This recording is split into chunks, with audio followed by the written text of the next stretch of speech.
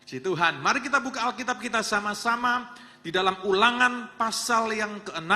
Kita akan mulai lihat ayat yang ke-4. Dan pagi hari ini kita akan bicara tentang mandat Shema di dalam keluarga. Ini hal yang sangat penting sekali untuk kita semuanya. Dan mari kita belajar sekali lagi firman Allah pagi hari ini di dalam Ulangan pasal yang ke-6 ayat yang ke-4. Nah, ada 3 mandat yang Alkitab katakan untuk kita semuanya dan harus kita lakukan di dalam keluarga kita. Karena hari ini kita masih ada dalam tema tentang family, mari kita kembali kepada apa yang Tuhan mandatkan untuk keluarga kita. Dan kita akan lihat nanti satu contoh kehidupan seorang raja di mana dia gagal di dalam melakukan mandat Shema ini. Kita akan lihat dari Daud hari ini. Mengapa? Saudara, karena Alkitab itu begitu jujur untuk kita. Alkitab menceritakan hal-hal yang baik, tapi Alkitab juga begitu jujur untuk memberitahukan kepada kita contoh-contoh yang tidak baik, bukan untuk kita lakukan, tetapi untuk kita waspada. Dan jangan sampai kita terjebak di dalam pola-pola kesalahan yang sama. Amin, Bapak, Ibu, Saudara-saudari semuanya. Mari kita lihat sama-sama yang pertama hari ini. Ulangan 6 ayat 4, ini adalah mandat Shema untuk keluarga, di dalam keluarga. Yang pertama, dengarlah hai orang Israel, Tuhan itu Allah kita, Tuhan itu Esa.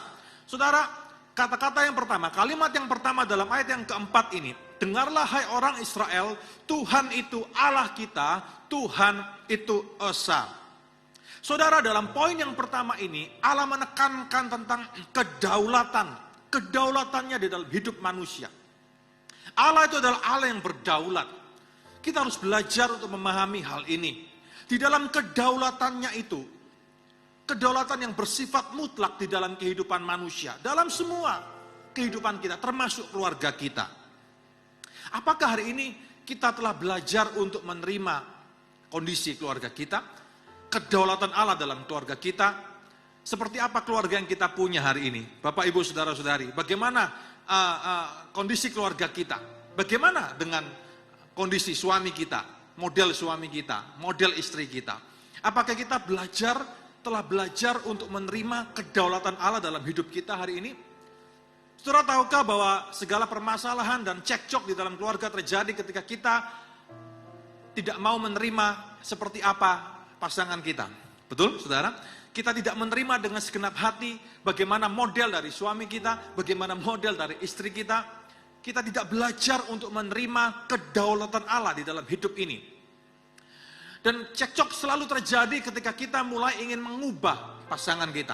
Kita mulai ingin mengubah seperti harapan kita.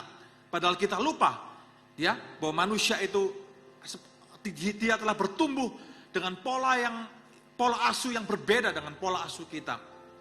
Hal yang pertama yang penting ini harus kita sadari bahwa kita perlu untuk menerima kedaulatan Allah di dalam keluarga kita. Dalam banyak hal, termasuk itu keluarga kita. Bagaimana dengan anak-anak kita hari ini? Di bulan Januari yang lalu, saya dan istri sempat ketemu dengan seorang ibu yang punya anak dengan berkebutuhan khusus. Tapi ketika kami lihat, ya, mengapa anak ini selalu berontak dan selalu ingin memukuli papa dan mamanya. Setelah kami lihat lebih jauh, ternyata kami sadari satu hal di sana. Ya, ternyata ibu ini tidak menerima keberadaan anak ini, kurang dapat menerima. Tidak dapat menerima mengapa anaknya harus lahir dengan kondisi semacam itu. Ada keterlambatan. Tidak bisa menerima bahwa anaknya berbeda dengan anak-anak yang lain. Dari situ kita sampaikan satu hal, bahwa ibu perlu belajar untuk menerima anak ini apa adanya. Seperti yang Tuhan telah ciptakan dia. Seperti apa yang telah Tuhan tetapkan bagi dia. Kasihi, terima, cintai. Tahukah Bapak, Ibu, Saudara bahwa anak-anak apalagi dengan kebutuhan khusus itu sangat peka sekali. Dia ngerti loh, dia itu diterima atau enggak. Dia itu sangat tahu loh, dia itu paham loh. Dia itu dicintai atau tidak. Hari ini contoh, kalau misal di antara kita ada yang mempunyai masalah yang sama. Hari ini datang kepada anak saudara, cintai dia. Start to love him or love her. Mulai cintai anak ini, mulai kasih, mulai terima dengan segala keberadaannya, dengan segala kelebihan atau kekurangannya. Belajar mencintainya, menerima dia. Dan tahukah saudara bahwa ini adalah mandat yang pertama yang harus kita emban di dalam keluarga kita, yaitu kedaulatan Allah di dalam hidup kita. Terima keadaanmu hari ini. Terima pasanganmu apa adanya. Terima suamimu apa adanya. Terima istrimu apa adanya. Terima anak-anakmu apa adanya. Terimalah keadaanmu hari ini. Bukan berarti engkau tidak boleh berjuang untuk sesuatu yang lebih baik ke depan. Tapi sebelum itu, satu hal yang harus kita pahami hari ini adalah untuk kita menerima kondisi keluarga kita apa adanya. Amin, saudara. Yang kedua, mandat Shema yang kedua di dalam keluarga adalah ini. Ayat yang kelima. Kasihilah Tuhan Allahmu dengan segenap hatimu dan dengan segenap jiwamu dan dengan segenap kekuatanmu. Yang kedua, saudara, Tuhan mau supaya di dalam keluarga kita mengasihi Tuhan dengan segenap roh, jiwa, tubuh kita, dengan segenap kekuatan kita. Ya, mengasihi Tuhan dengan apa? Dengan melakukan firman-Nya di dalam kehidupan keluarga kita. Dalam hal ini Daud akan gagal. Daud gagal dalam hal ini. Nanti kita lihat apa yang terjadi dalam kehidupannya dan bagaimana cerita Daud ini bisa membuat kita belajar banyak hikmat di dalam firman Tuhan. Mandat yang kedua adalah untuk mengasihi Tuhan dengan segenap hati, dengan segenap jiwa, dengan segenap kekuatan. Mengasihi Tuhan dengan semua yang ada pada kita. Seorang tua perlu mengajar anaknya untuk mengasihi Tuhan dari hari ke hari. Sesuatu yang tidak mudah untuk dilakukan hari ini. Mungkin kondisinya lebih mudah orang tua untuk mengajar anak cinta Tuhan, rajin ke gereja, rajin ibadah 20 tahun yang lalu. Tapi hari ini kondisinya sangat berbeda. Kita punya pergumulan yang sama mungkin. Ya, ada masalah yang dihadapi oleh anak-anak kita dengan dunia yang semakin modern ini. Sulit sekali untuk bicara dengan anak hari ini. Mengapa, saudara? Karena mereka punya pemikiran yang berbeda. Generasi milenial ini punya budaya yang berbeda. Dan ini adalah tantangan bagi orang tua Kristen untuk mengajar anaknya bagaimana terus mencintai Tuhan setiap saat, setiap waktu. Mengasihi Tuhan adalah hal yang sangat penting. Dan bagaimana seorang anak bisa belajar untuk mencintai Tuhan adalah dengan teladan yang orang tua bisa berikan bagi mereka. Kalau mereka melihat papa dan mamanya mengasihi Tuhan dengan tindakan, bukan cuma dengan kata-kata, tapi dengan tindakan. Kalau anak bisa melihat bahwa orang tua mereka mengasihi Tuhan bukan hanya dengan perkataan, tapi dengan tindakan, maka itulah guru yang terbaik yang mereka bisa lihat dan mereka bisa teladani. Saudara, anak-anak kita, generasi milenial ini, hari ini tidak hanya butuh kata-kata. Mereka sudah jenuh dengan kata-kata. Mereka butuh contoh teladan kehidupan. Mereka butuh tindakan yang langsung mereka bisa lihat, langsung mereka bisa saksikan dalam kehidupan orang tua mereka. Hari ini, orang tua Kristen, kita semuanya, mari kita praktekkan apa yang kita pelajari dalam firman Tuhan. Supaya itu menjadi teladan bagi anak-anak kita. Ini pergumulan kita, ini perjuangan kita bersama. Tapi mandat yang kedua ini tidak pernah berubah. Kalau yang pertama, kita harus belajar untuk menerima kedaulatan Allah di dalam keluarga kita. Maka yang kedua, kita harus belajar untuk meneladankan bagi anak-anak kita bagaimana caranya untuk mengasihi Tuhan dengan segenap hati, segenap jiwa, segenap kekuatan. Mari kita belajar untuk mengasihi Tuhan. Orang-orang tua, mari kita belajar untuk tetap mengasihi Tuhan dalam segala kondisi dan keadaan. Apapun keadaanmu hari ini, apapun yang kau alami hari ini, pergumulan kehidupan apapun yang kau alami hari ini, jangan kau malah menjauh dari Tuhan. Kalau anak melihat orang tuanya menjauh dari Tuhan, kalau anak melihat orang tuanya mulai malas berdoa, kalau anak mulai melihat orang tuanya mulai malas baca firman Tuhan, kalau anak mulai melihat bahwa orang tuanya mulai berlari meninggalkan Tuhan ketika pergumulan tantangan kehidupan terjadi, maka itulah teladan yang engkau berikan kepada anakmu. Jangan berikan teladan yang tidak baik, tapi berikanlah teladan yang baik. Junjung tinggi semangat ini dalam hidup keluarga kita untuk mengasihi Tuhan sampai selama-lamanya. Sampai kita mati, sampai kita pulang kembali ke rumah Bapa di surga. Mandat yang ketiga ada di ayat yang ke-6. Kita lihat sama-sama di sana. Apa yang kuperintahkan kepadamu hari ini haruslah engkau perhatikan, Lalu yang kedua, haruslah engkau apa? Mengajarkannya berulang-ulang kepada anak-anakmu dan membicarakannya apabila engkau duduk di rumahmu, apabila engkau sedang dalam perjalanan, apabila engkau sedang berbaring, apabila engkau sedang bangun.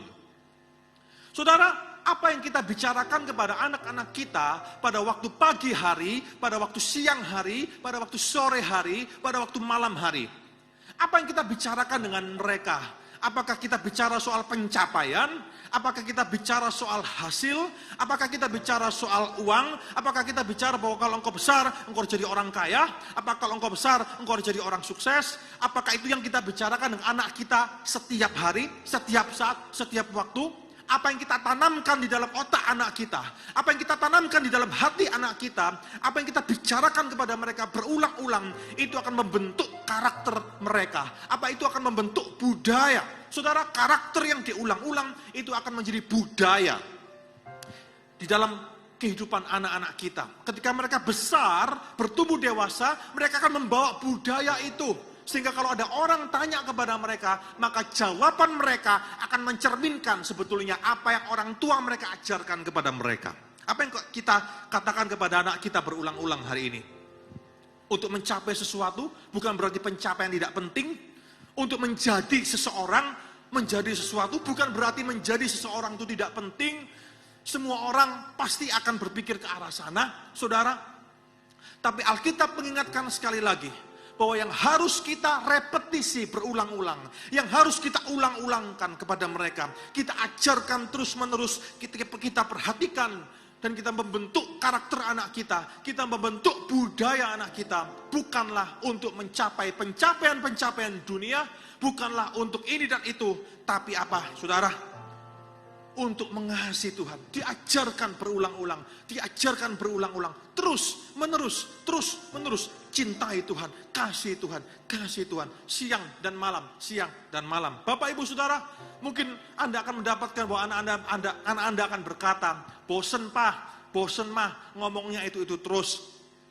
Saudara, dalam waktu tertentu setiap anak itu tetap akan perlu terus diingatkan.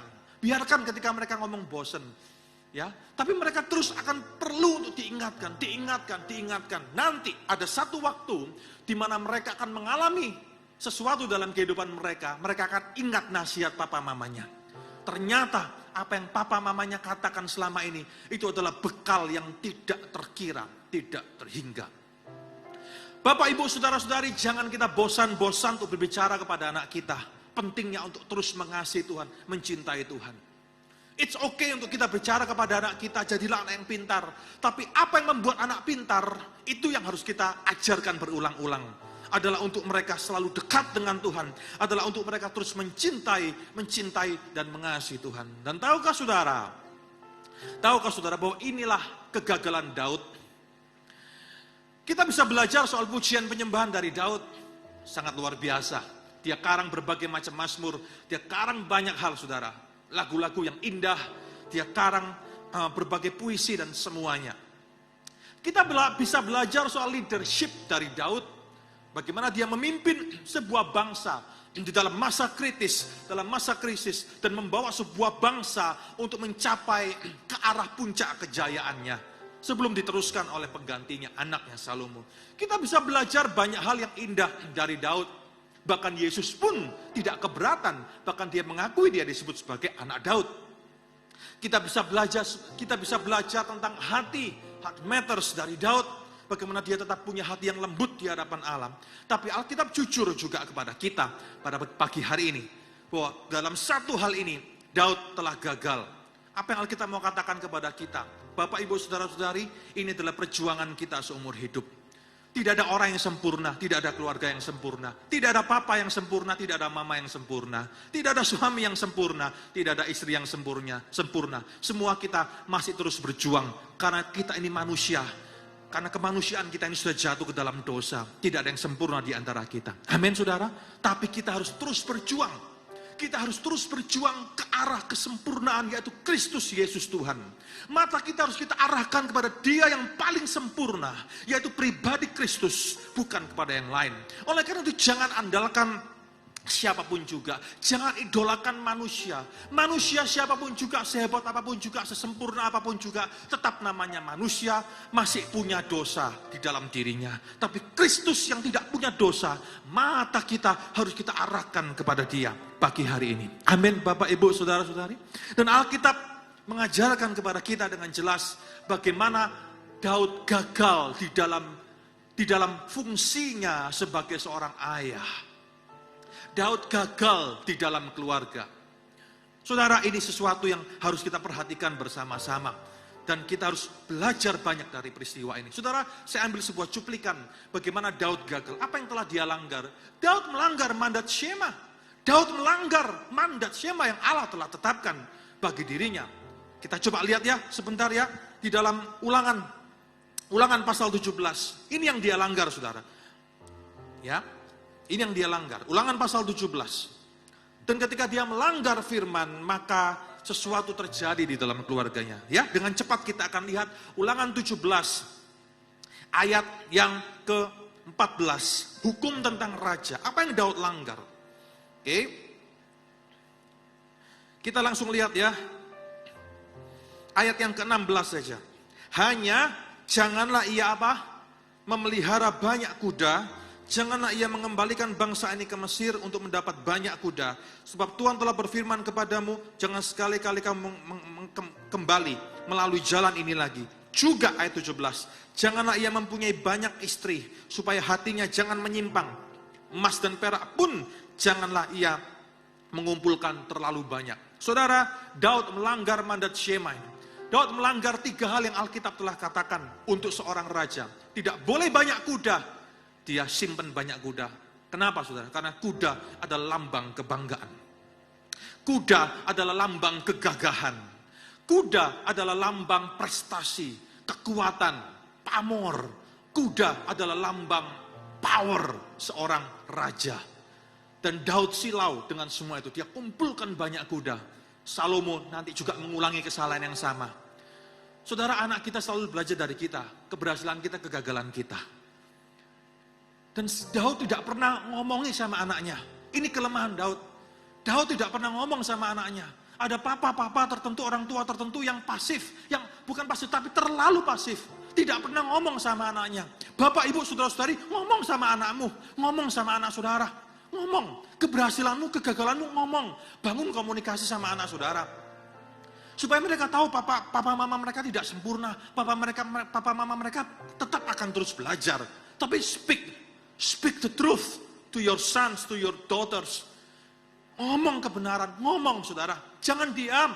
Jangan jadi papa mama Indonesia yang sangat tradisional, yang diam. Anaknya salah, nggak salah, tetap diam, saudara. No. Bicara kepada anak saudara. Kalau tidak pernah bicara, apa yang terjadi kemudian? Dia langgar firman Tuhan. Dia kumpulkan banyak kuda, dia kumpulkan banyak istri. Dia kumpulkan emas dan perak dengan jumlah yang sangat banyak.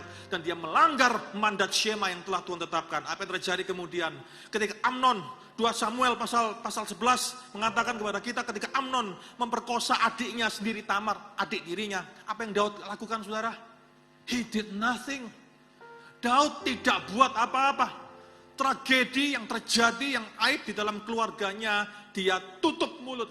Dia tidak berbuat apa-apa terhadap Amnon. Bayangkan betapa Daud telah masuk dalam titik nadir kegagalan sebagai seorang ayah. Dan ketika Daud gagal menjalankan fungsi dan perannya, maka seseorang yang lain bangkit dengan kepahitan. Siapakah dia? Anaknya yang lain, kakak kandung dari Tamar, yaitu Absalom. Saudara, Absalom ini sebetulnya adalah putra mahkota Daud. Dia bukan anak pertama, dia anak keempat, tapi sebetulnya dia adalah mahkota, putra mahkota yang Daud idam-idamkan untuk menggantikan dirinya nanti. Itu dalam pemikiran Daud. Mengapa? Karena Absalom rupanya mencuri hati Daud. Gagah, perkasa, prince charming, cakap dan semuanya. Tapi Tuhan melihat hati, betul kok. Ya, Tuhan melihat hati. Tuhan menolak Absalom. Mengapa? Karena Tuhan tahu siapa Absalom sebetulnya. Tapi kegagalan Absalom itu juga kegagalan Daud. Daud tidak pernah ngomong sama Absalom apa yang benar, apa yang salah. Dan ketika Tamar adiknya datang kepada kakaknya dan menangis, apa yang Absalom katakan? Tenang aja adikku, nggak usah dipandang berat, tenang aja. Saudara, peristiwa yang sangat menggetirkan hati. Absalom ngomong biasa saja, nggak usah nangis, itu kan juga kakakmu. Tapi dalam hati diam-diam Absalom menaruh dendam.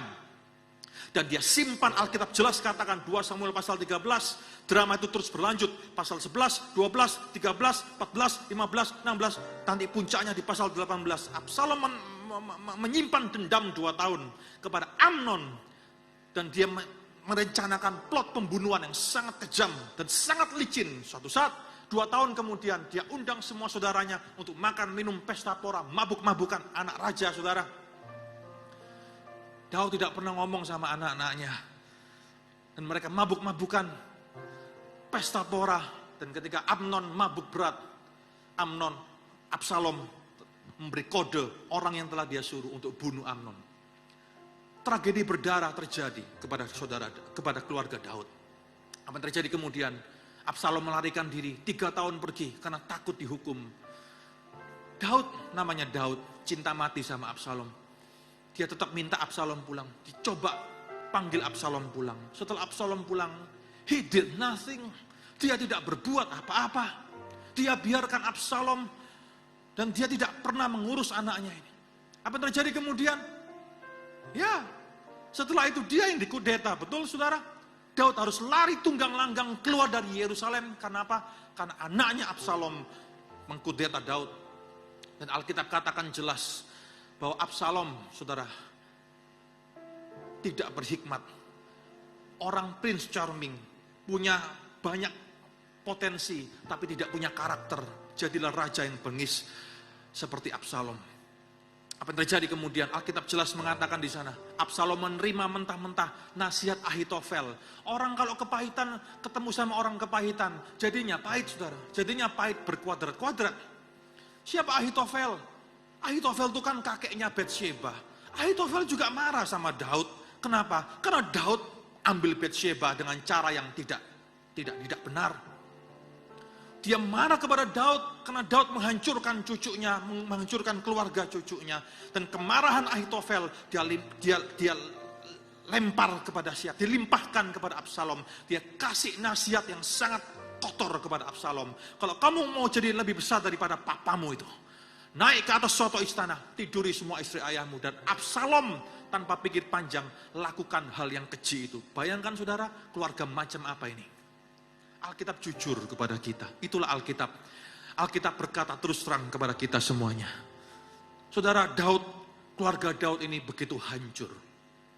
Sampai kemudian ketika bahkan Absalom mati di tangan Yoab, Daud meratapi Absalom. Anakku, anakku, anakku, anakku.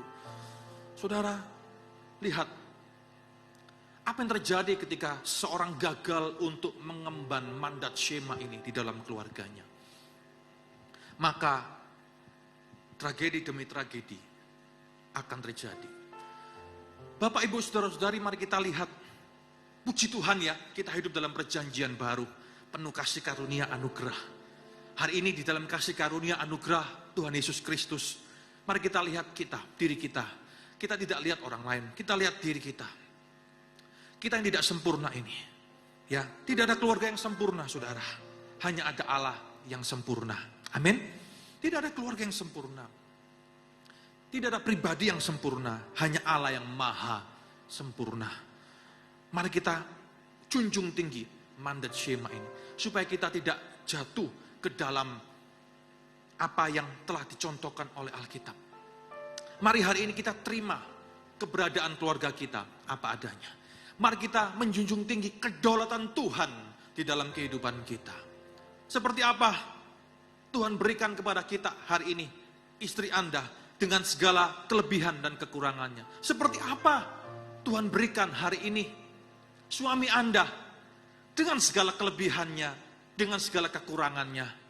Bukankah Allah yang telah mempertemukan Anda berdua? Amin. Tahukah saudara sebuah rahasia? Bahwa ketika Anda paling merasa tidak cocok dengan istri atau suami Anda, ketika ada sebuah peristiwa dalam hidup ini, ketika Anda paling merasa bahwa Anda tidak cocok dengan suami atau istri Anda, oleh karena konflik kecil atau apapun juga yang terjadi dalam keluarga Anda, itu adalah cara Tuhan berbicara kepada Anda sebetulnya bahwa Anda adalah pasangan yang paling cocok. Yes, itu fakta. Mengapa? Loh, perasaan kita ini nggak bisa kita percaya. Kenapa? Karena perasaan kita ini sudah jatuh ke dalam dosa. Kemanusiaan kita sudah jatuh ke dalam dosa. Ketika perasaan kita ini sudah jatuh ke dalam dosa, maka kita sebagai manusia ini, kita ini akan selalu inginnya yang enak-enak doang. Kita inginnya yang bagus-bagus doang, saudara. Kita nggak suka yang nggak enak. Kita nggak suka. Justru ketika kita ada dalam kondisi di mana Anda, suami istri Anda sedang ada dalam sebuah kondisi yang mungkin pergumulan berat, Anda sedang cekcok, Anda sedang konflik. Anda merasa bahwa kita sudah tidak cocok lagi. Bukankah ini alasan orang bercerai? Alasan kalau ke pengadilan orang cerai salah satunya apa? Sudah tidak cocok lagi. Tapi tahukah saudara, itu adalah alasan yang timbul karena apa? Karena kemanusiaan yang sudah jatuh ke dalam dosa itu. Ketika Anda paling merasa bahwa Anda tidak cocok dengan pasangan Anda, itu sebetulnya cara Tuhan untuk berbicara bahwa Anda adalah pasangan yang paling cocok. Karena Allah melihat di dalam pandangannya, di dalam point of view-nya, bukan point of view Anda. Hari ini syukuri apa yang Anda miliki. Syukuri apa yang Anda miliki. Karena tidak untuk selama-lamanya Anda akan tetap selalu bersama. Betul saudara? Ada orang berkata seperti ini, kami mau sehidup semati. Kalau hidup sama-sama, kami ingin juga matinya juga sama-sama. I think itu sebuah doa yang egois. Kenapa saudara? Kalau matinya sama-sama, lalu anak-anak bagaimana? Kalau misalnya anak-anaknya masih kecil, bagaimana nasib mereka? Seseorang, salah satu pasti akan meninggalkan salah satu. Dulu-duluan, tergantung kedaulatan Tuhan. Panggil pulang yang mana dulu, betul? Salah satu akan meninggalkan yang salah satu dulu. Tapi, pertanyaannya adalah ini. Apakah di dunia yang fana ini, di dunia yang sementara ini, kita mengangkat tinggi panji shema Tuhan, mandat shema yang pertama ini. Aku menerima keluargaku apa adanya. Aku menerima suamiku apa adanya. Kelebihan kekurangannya. Saudara jangan lupa janji nikah yang telah ucapkan di depan altar itu. Banyak orang sudah lupa janji nikah, betul? Mengucapkan itu gampang saudara, menghidupinya itu yang susah. Terima istrimu apa adanya, kelebihan kekurangannya. Terima anak-anak saudara apa adanya, kelebihannya kekurangannya. Jangan cuma ketika dia juara kelas, nilainya bagus-bagus Anda puji. Mengapa tidak ketika dia mungkin fail, Anda juga puji dan kasih semangat terus untuk dia maju. Kenapa kita hanya silau dengan pencapaian? Jangan silau dengan pencapaian, jangan silau dengan hal yang hanya indah, yang bagus. Jangan percaya dengan kulit muka, kulit luar. Percaya kepada apa yang esensi. Percaya kepada apa yang hakiki di dalam hidup ini. Amin. Ketika anak Anda sedang down, ketika anak Anda sedang fail mungkin, ketika anak Anda sedang bersedih karena tidak bisa mencapai nilai atau mencapai target di sekolah yang dia sedang inginkan dan dia sedang down. Jangan malah dibodoh-bodohin, jangan malah hancurkan harga dirinya.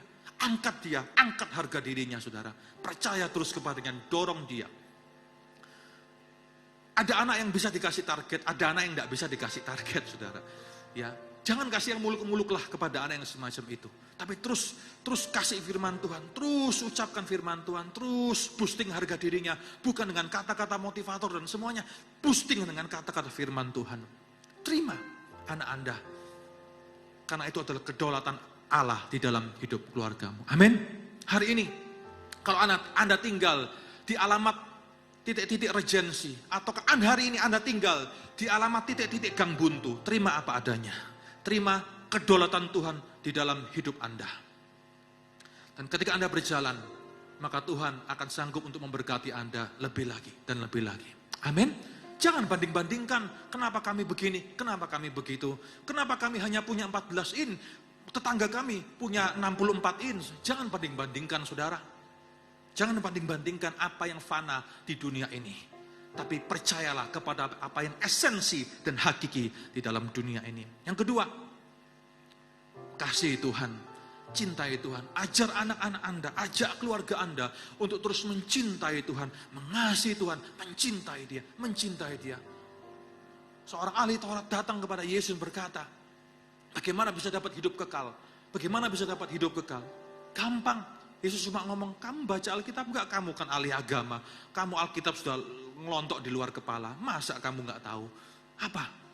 Kasih Tuhan dengan segenap hatimu, segenap kekuatanmu, segenap jiwamu. Semuanya kasih Tuhan. Yesus juga mencontohkan hal yang sama kepada kita. Amin, saudara? Ya, Yesus mencontohkan hal yang sama. Dia mengasihi Allah sampai kepada akhir hayatnya. Tahukah Anda tujuan Yesus, goal terakhir Yesus bukanlah Paris, Milan, New York, Hollywood, or Bollywood. Tujuan akhir Yesus, goal akhir, tujuan tertinggi Yesus adalah Golgota, salib. Seharusnya kita yang sama juga. Goal akhir kita bukanlah Paris, Milan, dan New York. Setiap orang Kristen goal akhir hidupnya haruslah satu, Golgota, Golgota, Golgota. Yang ketiga, jangan lupa ini, Bapak Ibu Saudara, ulangi, repetisi, recite and repeat, ulang-ulang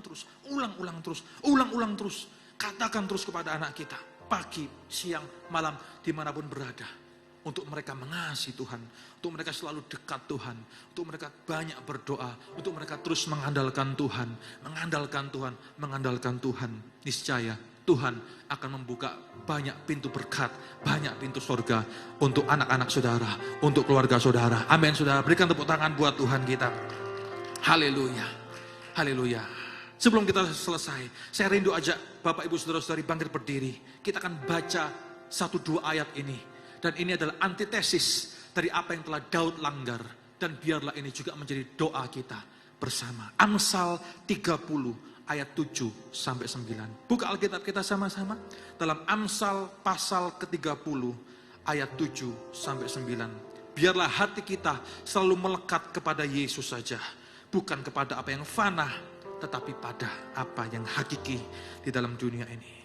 Sama-sama Amsal 30 ayat 7 sampai ke-9. Kita baca sama-sama dengan suara yang keras. Haleluya. 1, 2, 3.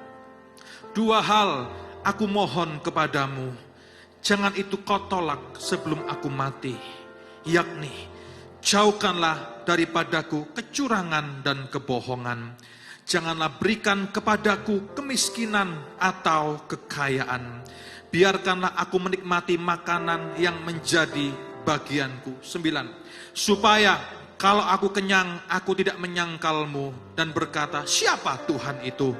Atau kalau aku miskin, aku mencuri dan mencemarkan nama Allahku. Hari ini percaya kepada kedaulatan Tuhan di dalam kehidupan kita. Haleluya. Mari kita datang bersama-sama di hadapan Tuhan. Serahkan hidupmu, serahkan keluargamu, serahkan anak-anakmu, serahkan suamimu, istrimu, serahkan keluargamu ke tangan Tuhan. Percayakan kepada tangan Tuhan. Niscaya Tuhan akan membawa keluargamu kepada rencananya yang sempurna, saudara, yang tersempurna. Haleluya. Haleluya.